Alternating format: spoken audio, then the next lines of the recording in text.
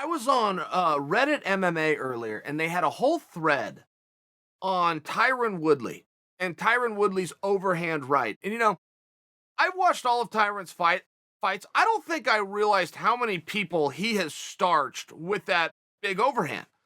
I kind of only remember one when he hit Robbie Lawler with it and won the championship. I never realized until I saw all of these clips of what a weapon that has been for T Wood. So another guy that had a great overhand right, Dan Henderson.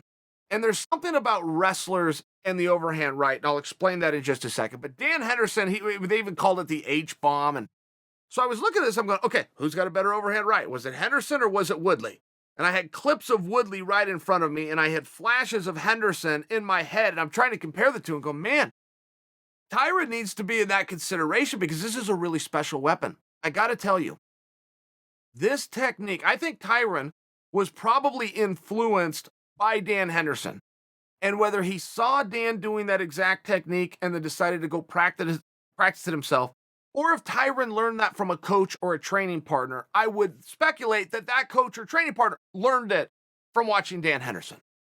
But neither is the original. The original is a guy named Benji Radek. Benji Radek was a very good high school wrestler that went right into MMA, had an awesome career, fought in all sorts of organizations, did a great job, but Benji had a huge weapon, which was his overhand right, but he taught it to himself, and he used his wrestling. Here's what Benji would do, and it's the same thing that Dan does, and it's the same thing that Tyron Woodley has, which is your opponent believes because you're such a decorated wrestler that you're going to change elevation at any point, look to close the distance, and go for the takedown. Because of that, every time you change elevation, every time you flinch your opponent or fake a shot, the opponent has to bring their hands down. They have to. They have to respect it just because of your pedigree as a wrestler. Okay, so Benji would change elevation and he'd even bring his hands down. 3 or 4 inches. It'd just be a very quick motion. Get those hands and he'd pop right back up. And opponent after opponent, night after night, Benji Radek was knocking people out. He was this good wrestler. He was knocking. You go back and look at Benji's record. He knocked so many guys out with his overhand right. And I remember Benji used to train with us at Team Quest. Benji showed me that technique. He's the one that taught it to me, not Henderson. Benji said, oh yeah, change elevate, boom, come up and hit him. I mean, not very complicated. I essentially just taught all of you the technique. It's not overly complicated, but you need a couple of things. And one is you need your opponent to respect your wrestling. You need your opponent to know, okay, this guy can wrestle. When he goes to change elevation and looks like he's going to attack my body, I've got to respect it and defend. That's what gets him to bring the hands down. But that also freezes him. When your opponent reacts to something, whether it's going to be an attack or just the threat of an attack, whenever he reacts to something, it will freeze him. It will buy you a millisecond. His feet are planted. You know where the target is. Pop back up, boom, land that overhand right. So when I was watching Tyron, and I was comparing that to Dan Henderson, it also did make me think, the guy that really deserves credit for that is Benji. And I don't know that Dan Henderson learned this from Benji, but I think that he did.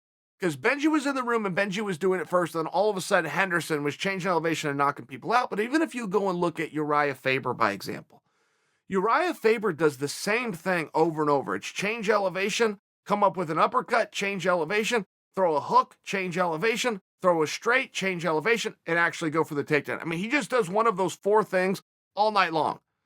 He did it fight after fight, 10 fights, 15 fights, 25, turned it into a career, turned it into championships, turned it into a Hall of Fame. But it's the same thing. He knew he was a wrestler. He knew his opponents knew he was a wrestler. So he came out and he would fake. He would just fake it, come back up. Most guys, when they go into fighting, will only fake a strike. You get guys like Lyoto Machida that'll show you a kick and then punch you, show you a kick, and then kick you with the other leg. You get most guys that come out with a flinch or they show you a jab, disguise that to throw their cross. I've seen a number of wrestlers and go into Reddit and get in a refresher course on Tyron Woodley and how many people he straightened with this. Just reminded me how well fakes work in MMA from faking grappling attacks, flinching at your opponent. Very good way to fight. Very good way to get the respect of your opponent. Very good way to freeze your opponent. The best right hand ever, possibly down to T. Wood and Henderson. But I asked that you would give consideration to the original, Benji Radek.